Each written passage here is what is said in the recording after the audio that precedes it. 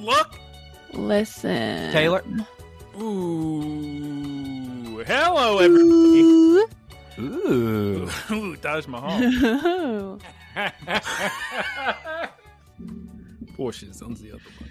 Welcome, one and welcome all to Look, Listen with Geese Guyera and Taylor. This is a podcast about Pokemon and other things, where every Friday we discuss an episode of the Pokemon anime. This is the last week we're going to be talking about Terapagos' Gleaming Adventure, and next week is a brand new arc, a brand new season, so get excited about that. Is there any lag time? Are they taking like a couple months off or just going straight into it? Nah. We're behind anyway. We're a couple weeks behind anyway, so wouldn't matter for us. We got a couple episodes in the can ready to roll. Well, we don't have them in the can. They have them in the can for us. I got a big can of Pokemon right here. All right. This is episode 93 of the podcast. We're going to be discussing episode 45 of the Horizons anime.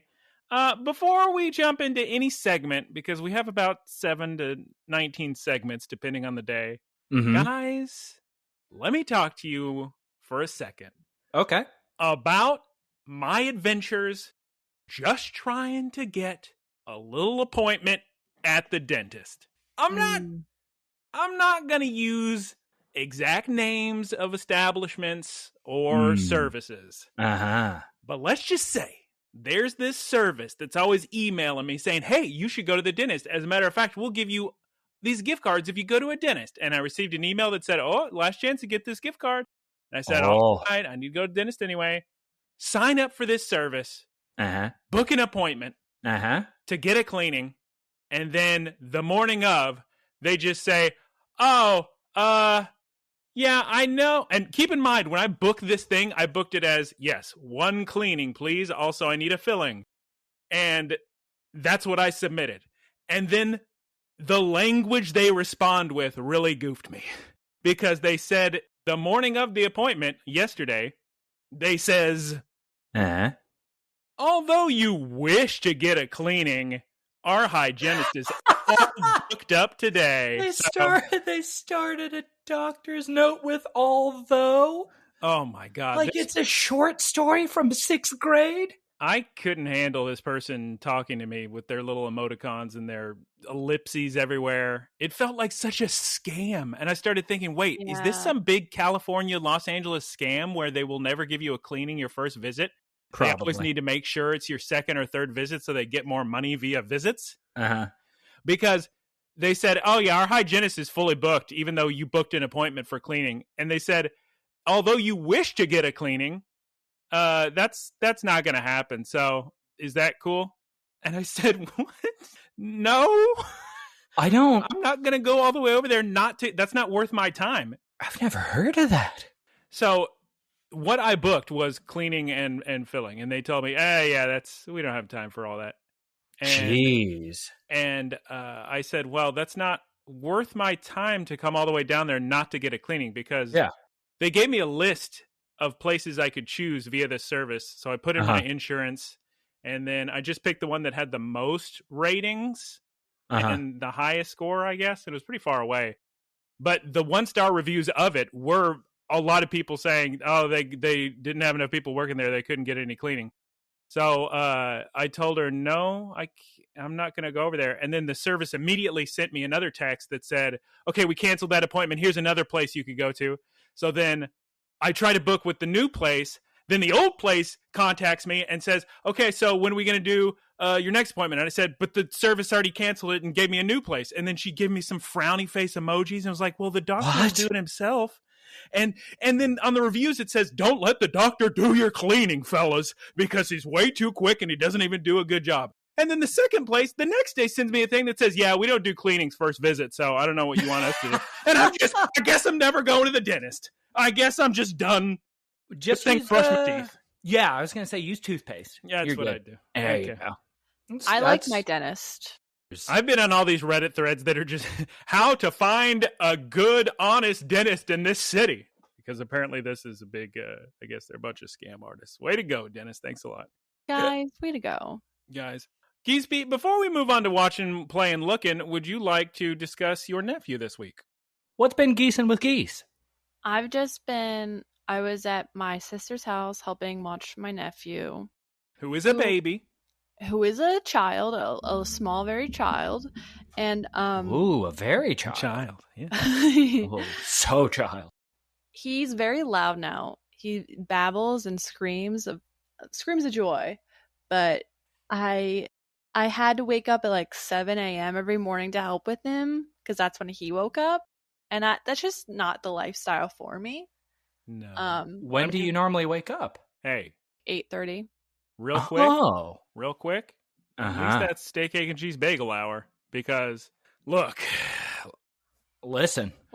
I would like to eat a steak, egg, and cheese bagel. But am I awake in time to go eat a steak, egg, and cheese bagel the last couple of weeks? I just don't understand why places don't just have 24-hour menus all the time. For audio listeners, I was shaking my head no, by the way.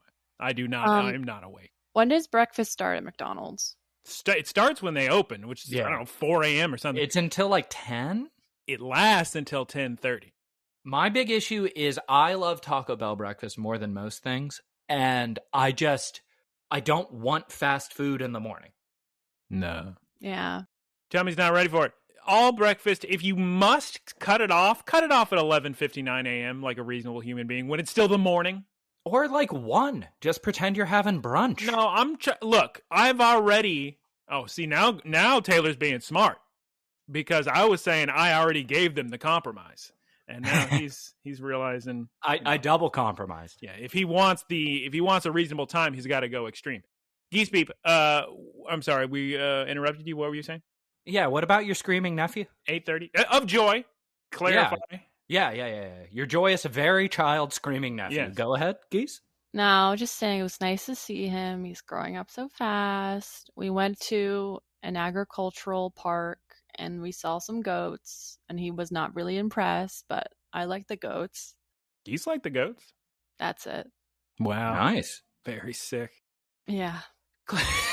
Glambos, you know what that means. It's now time for watching, playing, eating.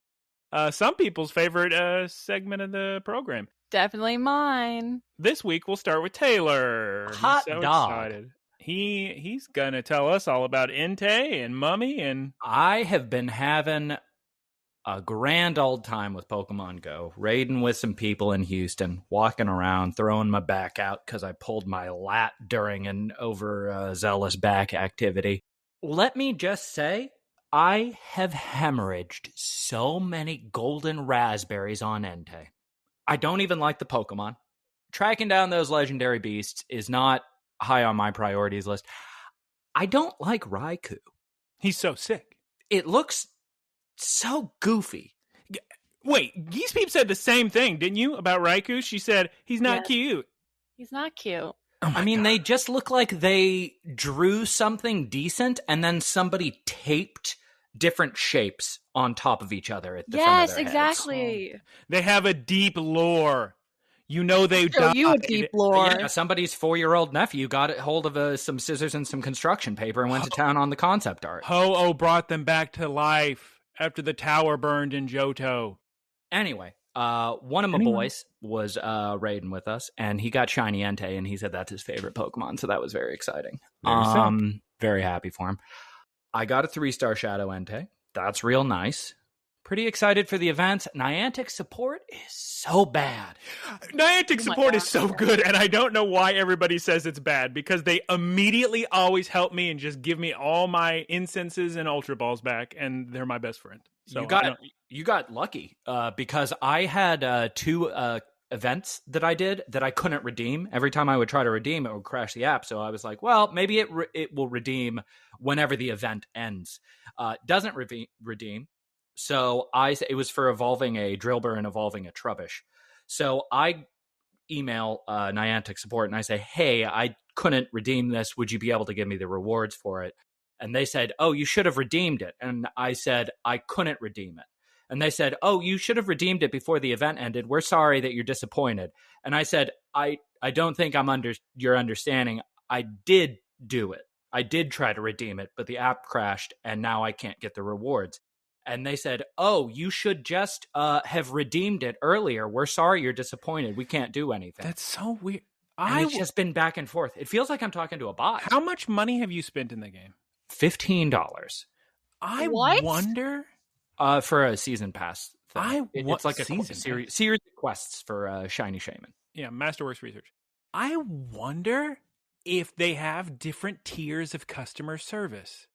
Because this is not the only story I've heard. I've heard a lot of people complaining about Niantic customer service, and they've only been exceptionally wonderful to me. It's always a human. It happened to me with routes as well, because I walked 12 in a row and I didn't get any candies. And I said, oh, would you be able to see if like there was something supposed to spawn or something? And they said, oh, routes are random. We're sorry you're disappointed. Not candies. Or sorry, Zygarde cells. Maybe I need to speak on your behalf with my dedicated customer service line. That's the only thing I can imagine is they look at how much money I've spent and they go, "Oh, send him to. We don't want to lose this guy. Send him to the real." Well, how much? What's your? Give me a ceiling for how much you've spent. Like under how much? Oh, I mean, I actually haven't put money into it other than the Masterworks research. In quite a while, like a few years. But when I started the game, I began or restarted once I got back into it to get the shiny Mew, and we were raiding. Literally, we used to raid. It was all of us every day doing nonstop raids. We're doing so sick. Nonstop remote passes we were all buying. Back in those days, I dropped best value. I got the $100 bundle. They gave you the most coins, so they probably put me in a special group then and was like, I could the good guy. I was thinking about that. I like being free to play outside of the actual content just because I've been reading some community consensus and people don't seem to like what they've done with pricing tiers and everything. So I like being free to play right now, but I could see spending money on coins. Well, that's what happened is once they reverted, because it used to be such a great deal. You got 3 remote raid passes for 300 coins, I think it was. And then, or no, less than that, it was 200 coins. And then they switched it, and then we stopped buying passes because we're like, oh, no, not a good deal anymore. So I only do local raids now. Yeah. Taylor, did you want to discuss Alien and the Mummy before we move on? So they had a few days. I've been helping my mom recover from a knee surgery that she had, so I haven't really done much. But the past couple days, they've been releasing 25th, 35th anniversaries of Alien and the Mummy. Everybody, go watch the Mummy again. It's so much better than it should be. This is Brendan Fraser? That's the one. He made that movie. There's so many movies that they had Spider-Man in the theaters. They got Alien, Mummy. It's smart because they probably don't have to pay much for it, and people are going to go see it based on nostalgia. Also, it's a dry spell for movies, I've noticed, because I've looked at the movies the last few weeks and gone, I guess I don't need to go to the theater this week. Not interested in anything. I think I'm going to see Monkey Man this week, and that's probably it. Did that get good reviews? I never look at reviews. I mean, I don't look at reviews. I look at the number. I see, is the Rotten Tomatoes high? I'll go. Oh, yeah. I never look at any of that. That movie is until the last 10% where they just go full-on Scooby-Doo goofball shenanigans. It is so incredibly good. Every single character is likable. You are rooting for everybody on the screen.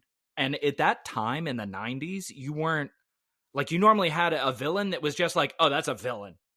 This is just a straight-up villain. But in The Mummy, you're outside of, plagues and everything, kind of hope he succeeds. Kind of hope he's doing all right at the end of the day. They made a whole movie about the villain, right? Scorpion King, it's time. I never saw Scorpion King. Oh, sick. I know they had...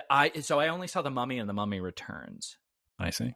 Actually, Mummy Returns was my very first midnight showing. I think Mummy Returns, we had to sit on the very front row, and it was the worst experience of my life. Ah, that's rough. Yeah. Taylor, what is your big mystery secret reveal of food eating?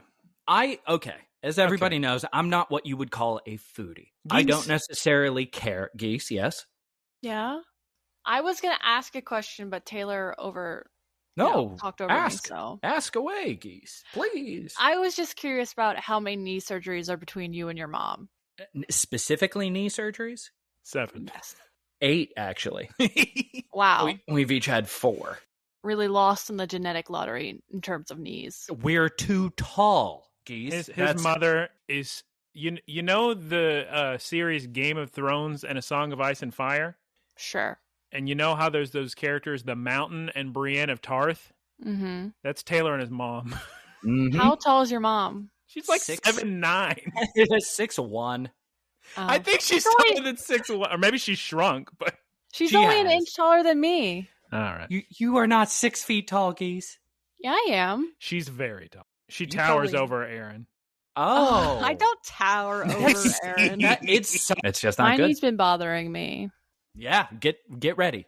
Yeah, we're going to get knee pain and die early. That's the curse of the talls. Yeah. Also, don't do anything like crazy strenuous on your knees, and make sure you're always doing exercises that reinforce stabilizing muscles, like your quads. What were you eating? What's your eating thing? Okay, all right. So I'm not a foodie. We all know this. We were just talking about it. Geese was agreeing and talking about her knees because she knows I don't like go crazy over food. I have been craving, and this is very odd for me. Normally my cravings last a few minutes and in the middle of the night, and it's a whole bunch of almond butter and honey. Ew. I've been craving barbecue sauce. Okay. Spicy, I trust. Yeah. There's that. Well, wait, really, guys. Yes, hit Geese. the brakes. What kind of barbecue do we like? Do we like Carolina barbecue? Indifferent. Spicy I like barbecue? Carolina barbecue. I don't really vinegar-based stuff. I don't really like meat too much. A spicy to barbecue. Taylor doesn't like meat or potatoes, so very good European. Sorry, carry on about barbecue sauce. I've just been eating it nonstop. I just cooked a bunch of chicken and tofu and had so much barbecue sauce with it. And I'm just to the point where the other day, this is kind of embarrassing, I drank it out of a bottle. Ew, it's Taylor. It's been really weird. It's just intense cravings. I've been reading a lot of Junji Ito as well.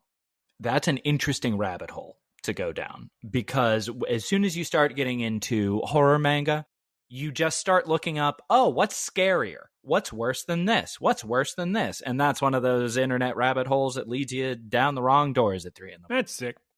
Yeah. Taylor, am I prepared? Are you prepared? Is Geese prepared for me to do watching, playing, eating? Geese, are you ready for Michael's eating, playing, watching? Hope she is. I guess so. Good. Guys.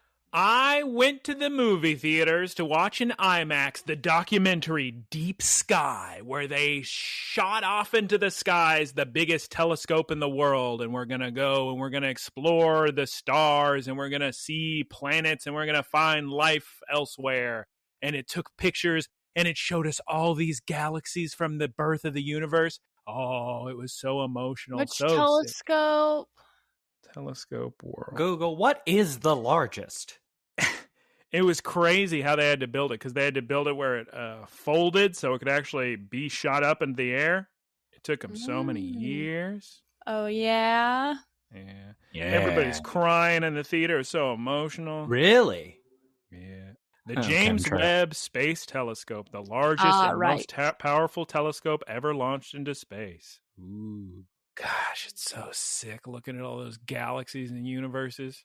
And then it just makes me laugh, because I just think about the little problems human beings have and get worked up over. And I go, it's so pointless. Then you can really start thinking, oh, God, it's all meaningless. So moving on to video games. I finally beat Final Fantasy VII Rebirth, and nobody was joking. After the credits roll, and I get to the end screen where you choose, chapter selector, you want to do a hard mode playthrough.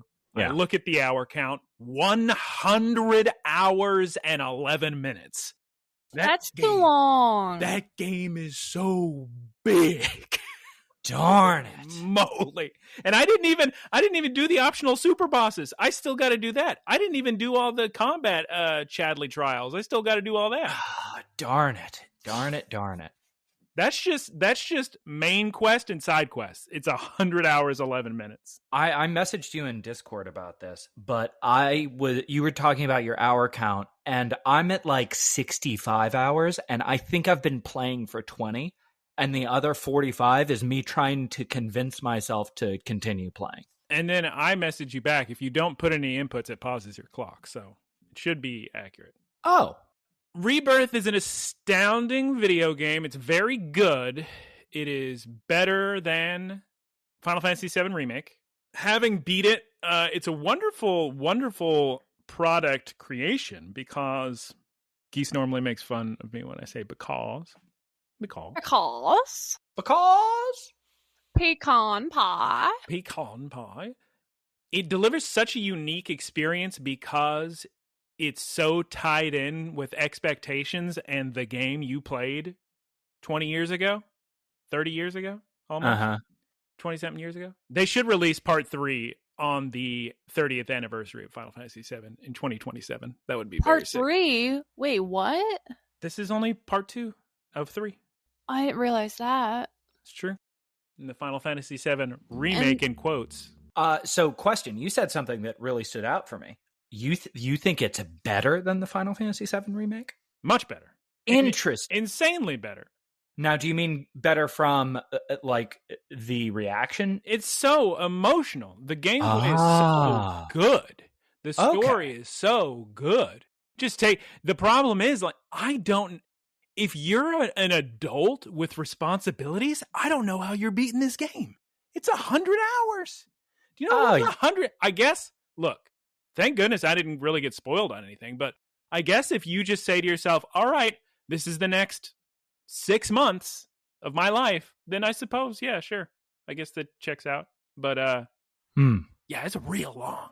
It's a long game. Oh, something I don't understand is how people have to budget time for games. That idea is very scary to me.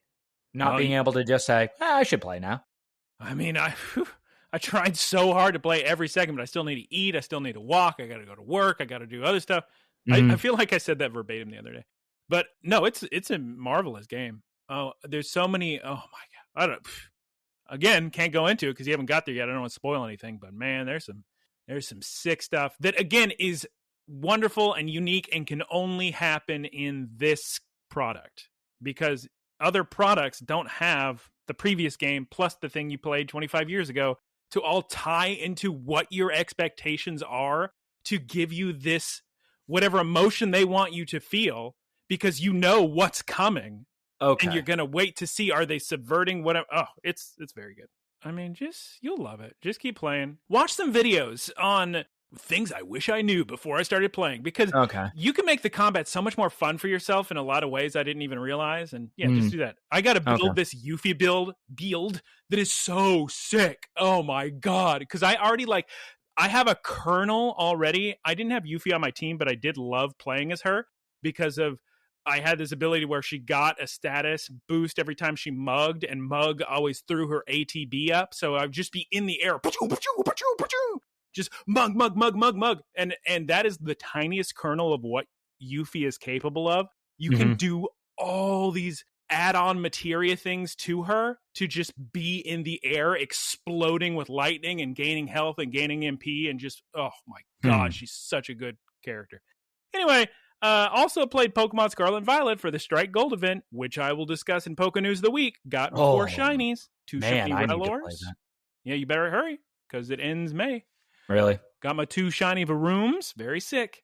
And guys, I purchased a video game. Geese, nice. Would you like to read out the name of the video game on the dock? I copied and pasted, and apparently that font size was very large. It is. Yeah.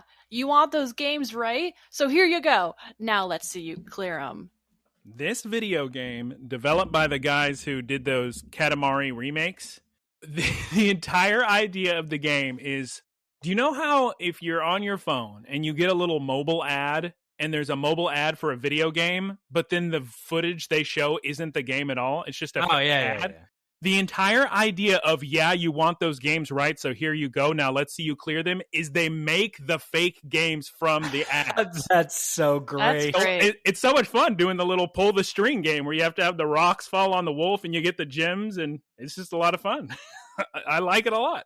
It's like $9. It's on sale on Switch and Steam right now. Rush off and get it. What I don't understand is why those games didn't just make what they were advertising. That is odd. Because it's not like it was some hyper realistic Unreal Engine 5 thing. It's you pull the little string. And yeah, you want those games right, so here you go. Now let's see you clear them. They have a lot of different games, so maybe if it was just that one game, it wouldn't be good enough for people to want to play it. I don't know. Although, like, what is that game that it was hugely popular? Cut the Rope, Cut the String? Both of you? Both Geese and Taylor gave me eyebrows of such confusion. You guys don't know the famous mobile game Cut the Rope / Cut the String that I can't recall the name of it? It's up there with like Angry Birds. Fruit Ninja? Cut the Rope. Cut the Rope. You've never heard of this game? Crossy Road? Cut the Rope? No idea. No. It's got like 1 billion downloads. It's in every I was about to say Barnes and Noble. It's in every big and goofballs. You know, the place where you go for arcades and eating. Big and goofballs. Oh, Buster Gummins. Yeah, Buster and Gummins. And then in my eating, I ate Sambop, which is basically my same beef bulgogi bento box, but now with giant pieces of lettuce, so I can lettuce wrap all my beef bulgogi, and it was so good. Oh, I'm a big lettuce wrap person. I realized that I only talked about the Mummy, and when you were talking about the Hubble 2, the James Webb historical foundation. Allegedly, historical fiction telescope.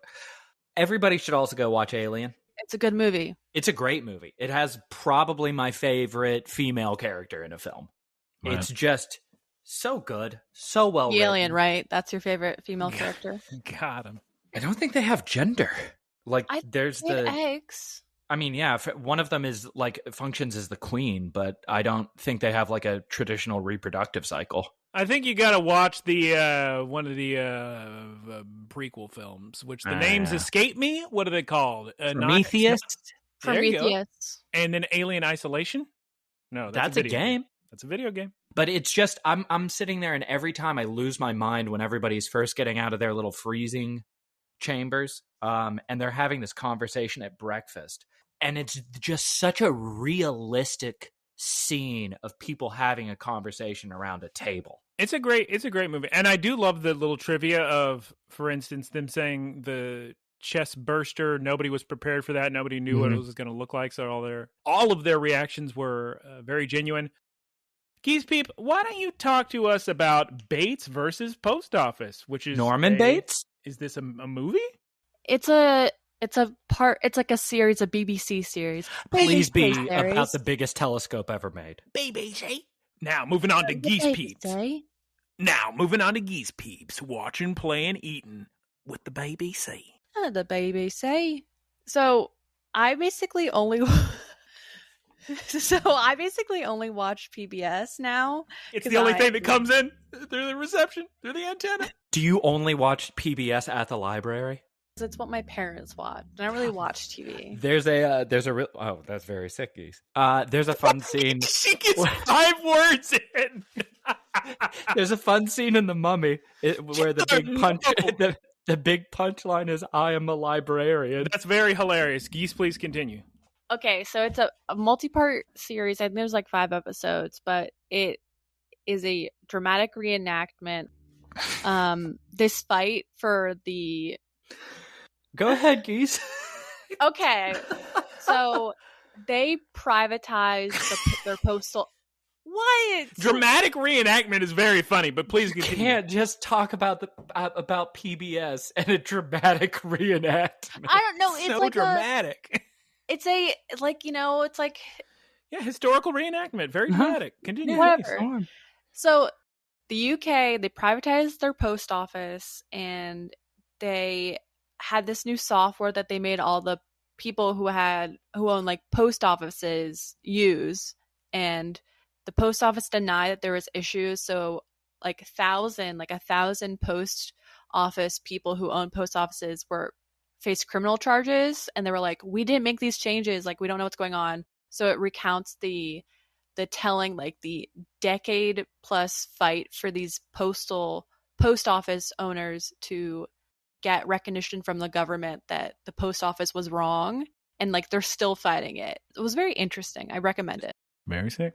Does that mean it's now time for Poke News? Time for Poke News of the Week. Clambo's Sarah B reports this week, as Joe Sarah B reports every week. Oh, shouts out his wife Marty got a shiny Celebi in Pokemon Crystal, so shouts out. Way to go, Marty Fine. No, Marty Merrick is her name. Marty. Way to go, Miss America. Marty Fine is funny, though. Guys, Geese, this is important for you. The next Pokemon Sleep event has been announced. Fire Week will run from May 6th through May 13th and features boosted Fire-type spawns, including Vulpix for the first time. I love Vulpix. Geese loves Vulpix. And I see a little Cyndaquil and Charmander, a little Growlithe. Also, this is happening as we speak. Taylor needs to jump on this because it ends soon. It ends May 6th, shortly after you'll be hearing this. That, of course, is the Scarlet and Violet Strike Gold Mass Outbreak. These are very boosted shiny odds. So hurry and log into the game to catch your shiny Shinxes, your shiny Relors, your shiny Varooms, and so on and so forth. Every Pokemon's shiny rate is increased? No, just the ones whose shiny are gold, which there's Shinx, Varoom, Relor, and I think one more. And then also, ending May 6th, the return of Walking Wake and Iron Leaves, and I keep telling Taylor, you have to do this because this is the only way to get these two Pokemon is during these special events. So hurry up. And that's through Scarlet and Violet? Yes, Scarlet and Violet. Okay. And can you transfer from Scarlet and Violet to home to Pokemon Go? No. You can't put anything back into Go. You can. There's a whole giant flowchart about it, but basically the way it works is Scarlet Violet, Legends Arceus, Sword Shield, those ones Pokes can go back and forth. Go, you can't go back. Bank, you can't go back. Let's Go, Pikachu and Eevee are interesting because you can put those in home and put them back in Let's Go, but if you ever move them anywhere else, then they're X'd out from Let's Go. So if you take a Pikachu from Let's Go, put him in Scarlet Violet, put him back in home, he can't go back to Let's Go Pikachu Eevee. He's seen too much. He can't take it. At this point, Go is kind of my main game, but would I want to transfer stuff to other games at any point? Or should home be my main base? Well, yeah, that's the whole point of home is that's your main base. And then you put stuff in the game. That's what you're collecting for. I don't know what your goal is, but my goal is shiny living decks. And it all goes in home because there is no video game that can hold all Pokemon. So they have to be in home. Clambos, I hope you're ready to hear about the next episode of Pokemon. That's right. It's episode number 45 of Horizons. Geese, Taylor, take it away. Give us a name. Give us a synopsis. Give us a last time on Pokes. You know what to do. Hit it, Taylor. Previously on Pokemon, the plot thickens. Shiny Rayquaza makes his appearance. Kids are around, getting ready to fight him. The malicious explorers are around. The rising Volt Tacklers are around. Everybody's here. You're taking this last time on Pokes real serious. It's the final showdown. That's true. It's the point of the show. Did you end up saying what happened? Me? Yeah. Well, yeah, it was pretty much just a giant the other staging Taylor that's on the podcast. He didn't say Taylor Geese. It was pretty much just the staging for the main event. Yeah, but the big deal, the big cliffhanger, of course, is the brave Salami getting hit by Shiny Rayquaza and falling into the ocean. We all think they're because Coral blows up her Galele. And what's Geese Peeps' one-sentence synopsis? First, I'm going to say the name of the episode. What's the name of the episode, Geese? To a Place Far Away. Or in Japanese, Haruka, 遠くまで. So, in this episode, Rayquaza versus a gang. The adventure evolves. And that's Geese Peeps' one-sentence synopsis. Let's go ahead and see what happens this week in the big old giant finale of Terapagos' Gleaming Adventures. Spoiler alert, it's a great episode. Oh, you like it? Clambo's episode 45 begins with the brave Salami, the brave Olivine going down into the ocean. Rayquaza is screaming. The explorers are going to have to do a tactical withdraw. Retreat. Oh, thank goodness, guys. The ship is saved. It's got an emergency anchor grapple attachment that shoots into a cliff and makes the ship land softly on the water, guys. Somehow. It's also it's a boat. Yeah. I feel like more planes should also be boats. Yeah, like the tiny Bronco in Final Fantasy VII. Mm-hmm. Pontoons. I mean, they have seaplanes. They do have seaplanes. Every plane should be a seaplane. Just like Uncharted, Drake's Adventures. Turns out the ship and the Pokemon are all fine. We were worried for an entire week for nothing. Which that's probably the best way to do it. Just, have a nice cliffhanger and then, it's fine. Liko, Roy, and Terapagos. At this point, there's some weird scenes, I think, here. But all three of them give impassioned pleas to shiny Rayquaza. Now, I know Rayquaza is a big old legendary Pokemon, but man, I didn't know his ears were this good, because I don't know how you're hearing a little squeaking Terapagos and a little boy yelling from 2 miles away from the sky. So first of all, I have a question as the episode starts. How does self-destruct work? You just get knocked out. Okay, so Glalie was just good. There was an explosion. Glalie's fine. Yeah, just knocked out. The second one, I was cracking up when it was Liko's turn to talk to Rayquaza, because she's just like, my name is Liko. I'm a Pokemon trainer. My grandmother. And I'm just laughing. Yeah, Rayquaza. It is silly, I agree. Well, the end result of all these conversations is that Rayquaza responds back with a scream. And then we get the theme song. Mm-hmm. Did Fritos at some point say, Rayquaza, he acknowledged you. He gets it. Yeah, I didn't quite understand that, but I guess he's a professor. No, I mean, he's good at talking to Cap, so I guess he speaks Rayquaza too. I don't know. Then we cut back to Roy, Fuecoco, Charizard, Fritos, all taken to the sky. And we're going to flamethrower Rayquaza towards the lighthouse. Okay. Guys, can somebody explain to me exactly what's going on? Why is Captain Pikachu doing thunder cyclones, throwing up Sprigatito and Quaxley? Darn it. I don't know. Okay. All right. I was confused about the lighthouse thing. Maybe said they don't have to scream? Okay, I mean, later on, I guess they're trying to show off their power to Rayquaza so he'll respect them or something. But I was excited that we were getting a raid. Like, that's very fun. But yes, very excited about seeing a raid. So we're seeing flamethrowers, we're seeing magical leaves. Quaxley messes up his hair. Oh my god. Oh no. Oh, Lord. Now attack him again! And this time Fuecoco used Disarming Voice. Oh no, now Rayquaza's using more Draco Meteor. And guys, please, Geese, you took a picture of it. Tell me what happens with poor baby Fuecoco. He falls off the back of Charizard. And he's so little in the sky. I know, I took that screenshot because I know you'd have liked it. Yeah. So then what happens with poor baby Fuecoza? Baby Fuecoza. I was just very concerned because as soon as Fuecoco gets near a body of water, he is going towards it like a magnet. Quaxley ends up saving him, gives him a water gun up the tush, and then Roy flies in and saves him. It's an enema. Yeah, he's just so adorable, though. Then a meteor hits Quaxley, and then, guys, we think it's going to be curtains because another meteor is coming straight for Terapagos, Liko, Sprigatito. But Taylor, who comes in to save the day? Ceruledge. He saves the day by cutting the projectile in half. The meteor. That's correct. Amaranth is here. After everyone else left and abandoned, Amethio Amaranth finally showed up. And he immediately ghost terastalizes and uses Phantom Force.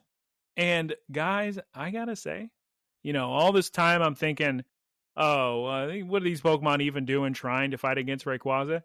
This Ceruledge is so sick. And Phantom Force is so effective for just warping and teleporting around Rayquaza and slicing him. I was thinking, man, good job, Ceruledge. Evasive and offensive. Very good move. And it just looks so sick. Ceruledge falling in the air with his back falling. What would you call that when you're laying horizontally but you're falling? That's exactly how I would say it. Falling through a portal, but then landing softly through another portal on your feet on the beach. Oh my God. It's so very sick. So cool. When Amaranth comes, he tries to take over the battle, but Frito's like, look, there's not enough time. We're going to have to work together. I do love a good team up. I don't know what he was going to do with Rayquaza. I don't know. Have like split custody? Oh, hey, I'm going to be the 7th person in this raid. Also, I get the Pokemon, and the other 6 are just going to be okay with that. Well, anyway, Charizard Dark Terastallizes and uses Terra Blast and hits Rayquaza super hard. Like Geese and Taylor were saying, Amaranth and Fritos bicker back and forth, but there's no time as another Draco Meteor comes in. Ceruledge jump on Charizard, and oh my God, what a sick team they make. These two fire Pokemon, oh my God. Very cool. Wait, Fuecoco and Sprigatito are like mouth agape. They're like, whoa. It's one thing that this show does so well that you never see in any other show. It's normally like each Pokemon will cooperate with other Pokemon, but they're all on their own individual journey. And this one, you can clearly see that these Pokemon are looking up to them. Yeah, they think they're as cool as we think they're cool. Bitter Blade, Dragon Claw, but Rayquaza swats them away with his tail, and he hits Charizard with a big old blast. But, oh my God, Ceruledge jumps onto his snake body and runs up and Shadow Claws, and then Charizard does another Terra Blast. Like Geese said, the kids and the baby Pokemon amazed by this display of power. And then they get, I wrote as if it's a Japanese anime. I wrote with the X, like Hunter x Hunter. I wrote Shadow Cross Dragon Claw as they do this very sick double move with both of their claws at the same time. I like how in sync they are too. Oh, they're so good. They're so just it's a very good. Funny thing is, they actually do something very similar in Hunter x Hunter. Rayquaza is having none of this, and he uses Dragon Ascent. And it's the sickest green explosion you've ever seen, and it completely knocks out both Ceruledge and Charizard. Oh my God. And they do a very synced up return. Yeah, he knocks them both out of Terastallization, and both Amaranth and Fritos put them back in their Pokeball. At this point, I thought Fuecoco started to stomping tantrum, but he's actually using Flame Charge. Guys, there's a lot of moves all happening one right after the other. Me doing a lot of research to make sure I got the names right. So just so many things happening. Oh my God. Oh my God. So Fuecoco's showing off his power and how strong it can get. And then Liko says, Sprigatito, we need to show off our power too to impress Rayquaza. So why don't you just go over there and use a reasonably sized magical leaf? Well, Clambos, as I'm sure you're aware from the thumbnail and the spoilers, Sprigatito goofs the big one. She very much fails at doing a magical leaf right then. Instead, she jumps in the air, begins to glow, and then it's time for a commercial break. And I'm sure the kids watching this were shaking, losing their minds, eating their bento boxes, drinking their boss coffee. I don't know. They probably got like a Gotti Gotti Coon popsicle or something. Just imagine being frustrated with a commercial break and drinking a boss coffee. And you just crush the little can in your little Japanese hand. And then we come back from the commercial, and Geese, what happens to Sprigatito? She evolves into Floragato. And I hate it. No, Floragato's cool. You don't like the yo-yo? It's so sick. She looks too much like a human. Yeah, a lot of people hate that. Every single generation, you just have all these people crossing their fingers going, please don't become bipedal. Please don't become bipedal. Please don't become bipedal. And every generation, they show you what's what. There's so many people upset at Incineroar. They wanted Litten to be a cat the whole time. The hug specifically was very odd. Yeah. Yes, like she's almost as tall as Liko. I hate it. Well, yeah, we'll bring it up later. Now you can use Magical Leaf with your sick yo-yo and your Vine Whip string. And Fuecoco, you go ahead with the Flame Charge. Yeah, that's fine. Poor Fuecoco. Like, imagine learning a new move and then being all excited about it, and then somebody else just evolves. Yeah. Well, Fuecoco should stay Fuecoco as long as possible, because Geese is saying she doesn't like Floragato. I can tell you right now, Fuecoco is design-wise the best of his line. The others. I don't know. Okay. You like Skeledirge? I do agree with you, but his other evolutions aren't bad. Like, I like the one with the little maracas. Crocalor? Uh-huh. I could see him, like, shaking him, looking out of his hat. He's just kind of goofy. Even if he didn't evolve, he at least goes Super Saiyan Kaioken times 10. Because he does look sick. He's screaming and jumping, and he's got the aura all around him. A lot of fire comes out, too. Yeah. Floragato saves Fuecoco with her yo-yo string as he falls from the sky after hitting Rayquaza. Terapagos is crying about something to Rayquaza. I don't know what that's all about. But then, guys, I don't know if you noticed or not, but I would say other than the big giant thing that just happened, not a lot happens. Correct. In this episode.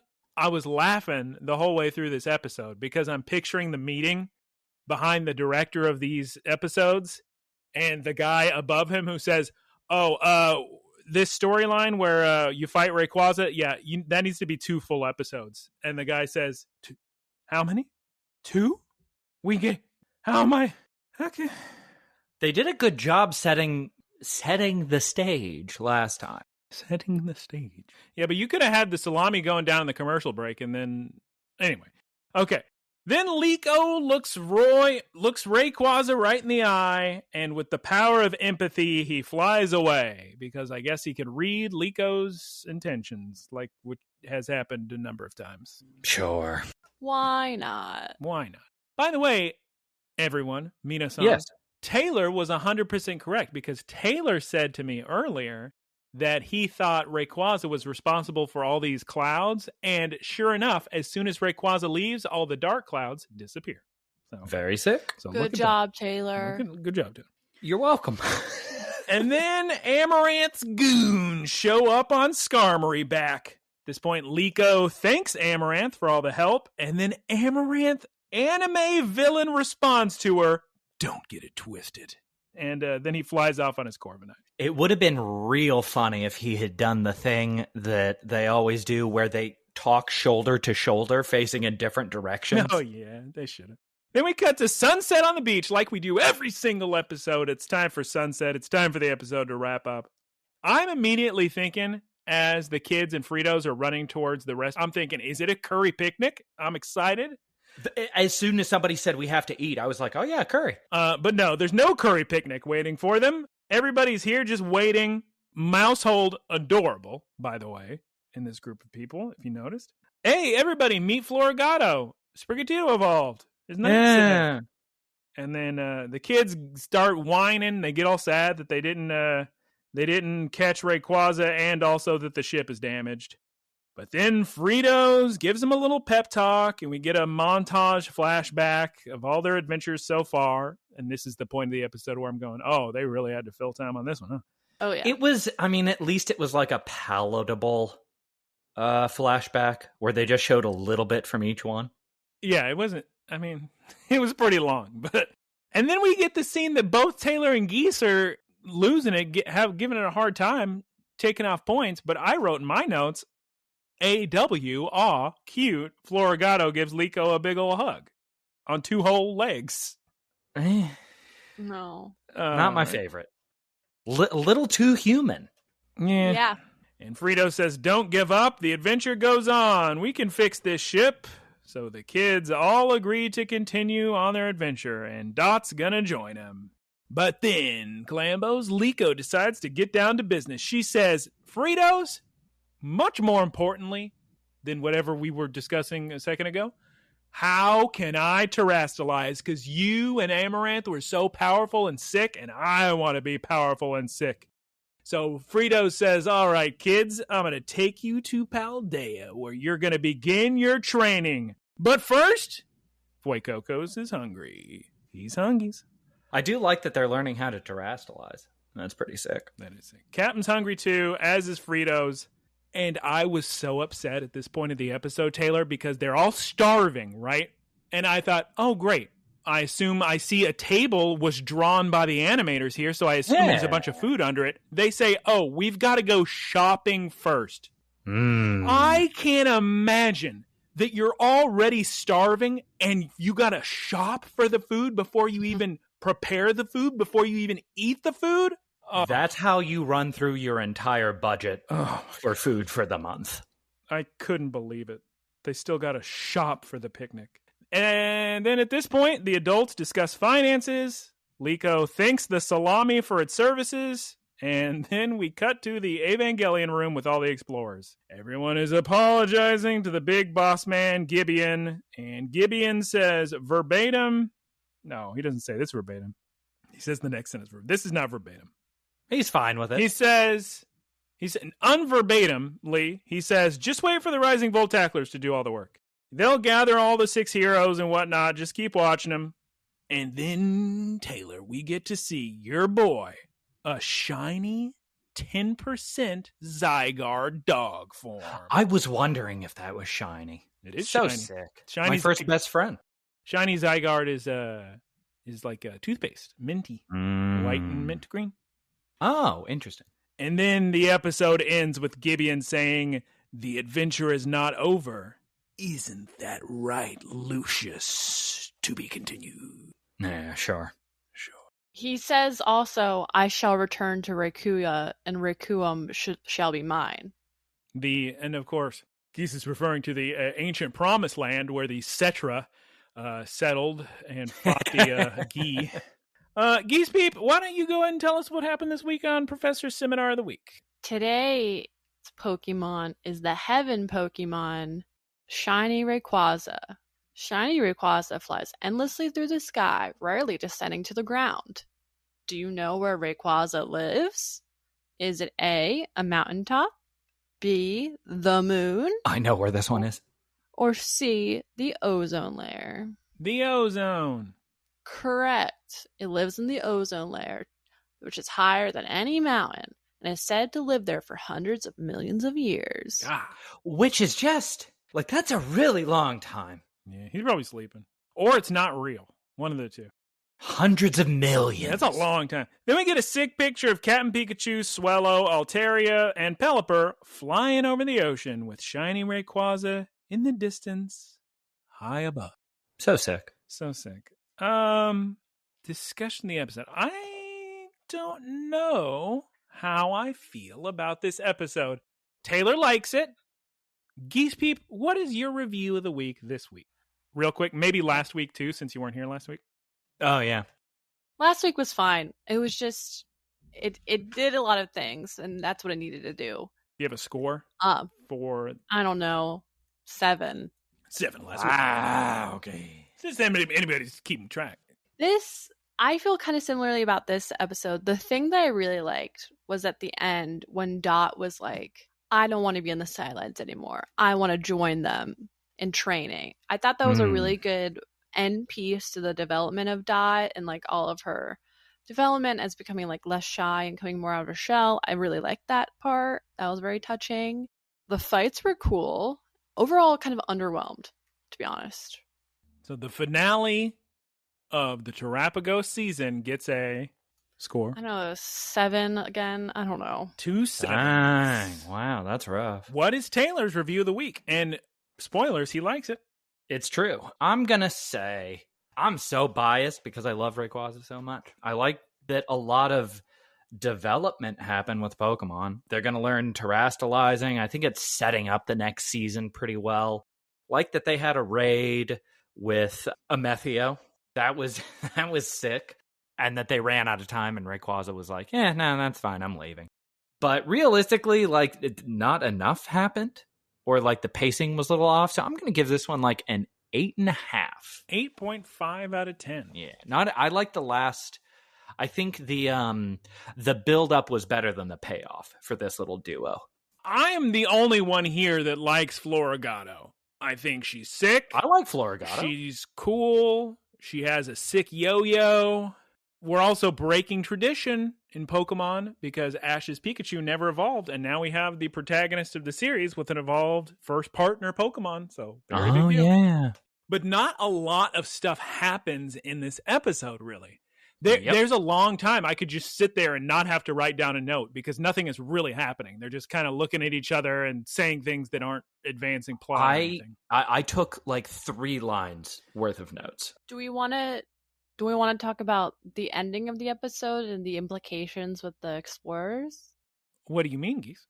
Just like, what do you think his connection with Lucius is? What is Requiem? Is that like a mineral? Yeah, it's like unobtainium. Well, I think it's Rakua, right? I don't know where the M's coming from. No, he says, I shall return to Requiem, which is the place, and Requiem, which is, I'm assuming is a material, shall be mine. Are you sure he wasn't talking about Rayquaza? Yes. You're sure? Oh, I thought he was talking about Rayquaza. I'm going to find it. This episode, yeah, clearly Lucius and Gibeon have history, and that will be interesting to see. Here's the thing. For some reason, I'm having a hard time... Me too. For some reason, I'm having a hard time deciding what to say about this episode, but when I just sit and think about it for a second, I must really like it because it's got some of the coolest battle team-up sequences we've ever seen. And Floragato was sick. So the funny thing is that's exactly how I felt when I was talking about my ranking for it. It's so weird because normally when I like an episode, I'll just say, yeah, this was a great episode and give a score. But here, something's stopping me from doing that. But if I think logically, sick cool battles, sick evolution for the main first partner Pokemon should be all very exciting. Yeah, like a lot happened on paper, but it didn't really feel like very much. Like it almost felt like it was kind of crammed into a lot of... I don't know. Yeah, there's a lot of good things, not a lot of negative things. So I guess I have to go 8.0, and I can't give it 9.0 because there's just something stopping me. It's not jumping out to me as, oh my God, what a good episode. So I think this is one of those things where down the line, I think I'll have a higher opinion of this episode. But in watching it, I wasn't very excited. Okay. All right. Well, that's our review of the episode. Very kind of torn on it, I guess, for the big giant finale. So hopefully we like next week's better. I think it's because the only other thing it could be is that there was so much anticipation. It was such a big coming to, and this is episode 45. It's not like this is in episode 24. It's been one season of tracking Rayquaza down and we're finally facing him. This is a two season thing. Yeah. I don't know why I feel so depressed over this episode. 8.0. All right, let's go and move on to the wrap up. And please follow us on YouTube, or you can watch it on YouTube. Look, listen, Cast. YouTube. Also, thank you to Keith for our artwork. You can follow him twitch.tv/KeithSquared. Taylor, shout out to Professor Ticklebits for the sick boilerplate and website. You can go to twitch.tv/prof_Ticklebits. And thank you to our supporters. You can support us by going to looklistencast.com. There's a link for Spotify that you can support there on the actual podcast feeds or on that link. If you would like, actually, even if you don't like, go ahead and do it just as a chore, as a job. Send a question to looklistencast@gmail.com. Who else has evolved? Sinistea evolved. And the one in the desert evolved. The ball. Yeah. Bramblin evolved into Sandygas, is that what you're saying? Sure. Or not Sandygas. Sandygas is a different Pokemon. Bramblin. Yeah, the one, that one. So yeah, Bramblin has evolved. Sinistea has evolved. Geese Peep, what is your favorite food that is no longer available to get? I will start. My favorite ice cream I ever ate as a child was the Green Mask ice cream, and it only came out in 1995 to go along with the... I feel like I've answered this question before. Is this a question from Artie Fine? Probably. What food isn't available? Plenty of limited time foods that come and go, and they don't have them anymore. Like, people love the Injurito or whatever from Taco Bell or the. I miss the chicken selects from McDonald's. See, people love those little wraps they used to have. Oh my God, the quesalupa at Taco Bell when it first launched for the very first time during Super Bowl weekend was the greatest menu item they ever had. God, when they used to do the quesaritos at Chipotle, but I think they still do those, don't they? You can probably ask, yeah, if they're not busy. Those were very good. I think the main thing that I miss when I think about restaurant experiences is when everybody was old who worked at restaurants. But no menu item that no longer exists. Bennigan's, broccoli bites. Love those things. Oh, ooh, so good. It was just like a bunch of broccoli and cheese fried up in a ball. If you find a Bennigan's, like that one in Dallas, maybe they still have them. It's why I'm going to Puerto Rico to get those Burger King chicken nuggets, because they don't have them here. When are you going to Puerto Rico? I don't know. Who knows? The Burger King pilgrimage. Let's just leave. This is going nowhere. Okay, everybody get very excited for next week. We're in a brand new season for the new season of Naranja Academy. That's right. We're students in Paldea. We're going to learn to terrestrialize. So get excited. See you next week. Everybody say goodbye. Geese says 3 times, but don't let the pitch of your voice get too high or it will cut it off. Goodbye. Goodbye. Goodbye. Lower. Goodbye. Lower than the Geese so it picks it up. Goodbye.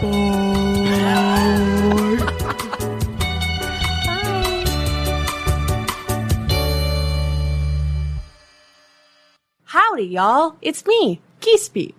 Thank you for listening to the Geese Pete Productions podcast. Geese Peep Enterprises, doing business as Peep Industries, together with its subsidiaries, is a diversified worldwide entertainment company with operations in media networks, talent management, parks and resorts, multimedia entertainment, and consumer products and interactive media. Geese Peep Enterprises is a Bell 30 company.